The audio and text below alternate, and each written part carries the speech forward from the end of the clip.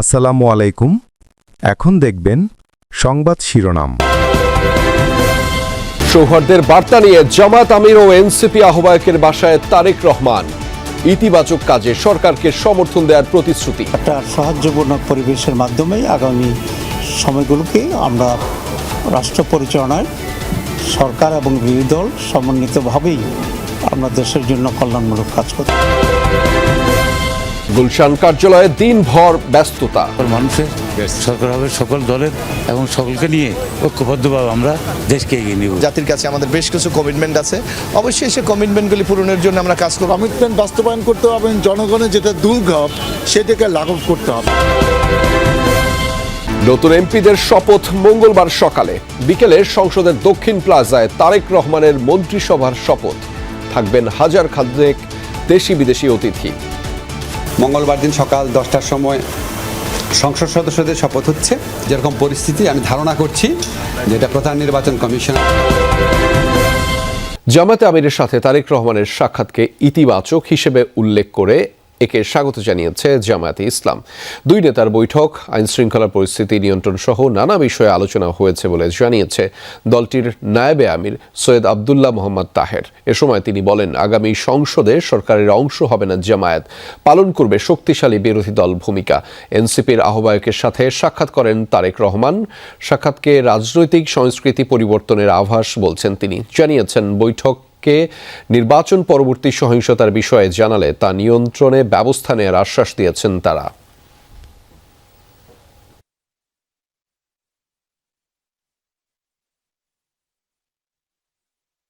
সারা দেশে বিজয়ী প্রার্থীদের সাথে দিনভর শুভেচ্ছা বিনিময় করেছেন বিএনপি চেয়ারম্যান তারেক রহমান। দীর্ঘ সময় গুলশানের কার্যালয়ে দলের শীর্ষ নেতাদের উপস্থিতিতে মতবিনিময় করেন তিনি।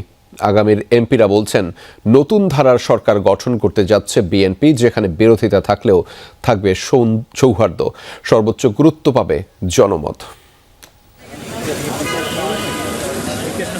মঙ্গলবার শপথের আগে জল্পনা কল্পনা, কেমন হবে মন্ত্রিসভা, কতটা শক্তিশালী হবে বিএনপি সরকার, সেসব আলোচনার কেন্দ্রবিন্দু গুলশানের বিএনপি চেয়ারম্যান কার্যালয়।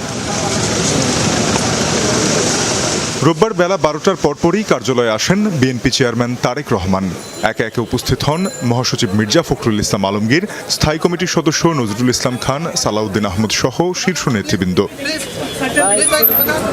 দেশের বিভিন্ন আসনে বিজয়ী প্রার্থীদের সাথে শুভেচ্ছা বিনিময় করেন বিএনপি চেয়ারম্যান। নবনির্বাচিত সংসদ সদস্যরা জানান, তারেক রহমানের নির্দেশনায় শক্তিশালী সরকার পাবে বাংলাদেশ।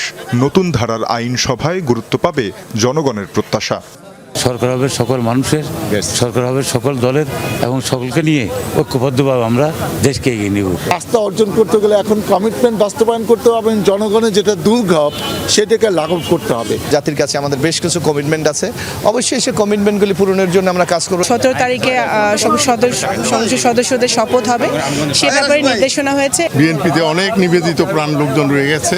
নেতৃত্ব একটা অসম্ভব ভালো নেতৃত্ব এবং শক্তিশালী এবং উন্নয়নমুখী নেতৃত্ব। মন্ত্রিসভায় থাকবেন অভিজ্ঞ ও মেধাবী তরুণ রাজনীতিকরা। নির্বাচনের লড়াইয়ে যারা সঙ্গী ছিলেন তারাও ভবিষ্যৎ পরিকল্পনায় একাত্মতার কথা জানালেন। তারেক রহমানের নেতৃত্বে আস্থা আছে সর্বস্তরের নেতাকর্মীর।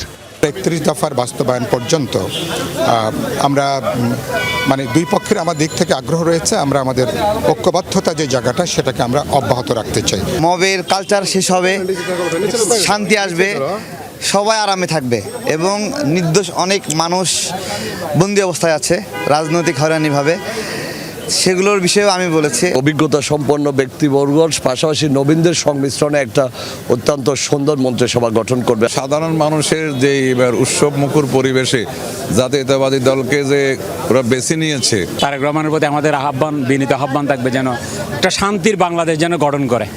নেতাকর্মীরা বলছেন, বিরোধী মতের প্রতি শ্রদ্ধাশীল থেকেই দেশ পরিচালনা করতে চান তারেক রহমান। চিরাচরিত প্রথা ভেঙে প্রথমবারের মতো নতুন প্রধানমন্ত্রী ও মন্ত্রীদের শপথ হতে যাচ্ছে সংসদের দক্ষিণ প্লাজায়। মঙ্গলবার বিকেল 4টায় শপথ পড়াবেন রাষ্ট্রপতি মোহাম্মদ শাহাবুদ্দিন। শপথ অনুষ্ঠানে যোগ দিতে ভারত, পাকিস্তান সহ সার্কভুক্ত দেশগুলোর পররাষ্ট্রমন্ত্রীদের আমন্ত্রণ জানানো হয়েছে। একই দিন সকাল 10টায় শপথ নেবেন নবনির্বাচিত সংসদ সদস্যরা। আইন এবং পরিবেশ উপদেষ্টা বলেছেন, শপথের স্থান নির্ধারণে প্রাধান্য পেয়েছে সংখ্যাগরিষ্ঠ দল বিএনপির অভিপ্রায়। তাছাড়া সংসদ ছিল জুলাই সনদ স্বাক্ষর সহ নানা অর্জনের কেন্দ্রবিন্দু। ত্রয়োদশ জাতীয় সংসদ নির্বাচনের ফলাফলে নিরঙ্কুশ সংখ্যাগরিষ্ঠ দল হিসেবে সরকার গঠন করতে যাচ্ছে বিএনপি নেতৃত্বাধীন জোট। এই সরকারের নতুন মন্ত্রিসভার সদস্যদের জন্য এরই মধ্যে ড্রাইভার সহ 50টি গাড়ি প্রস্তুত করা হয়েছে।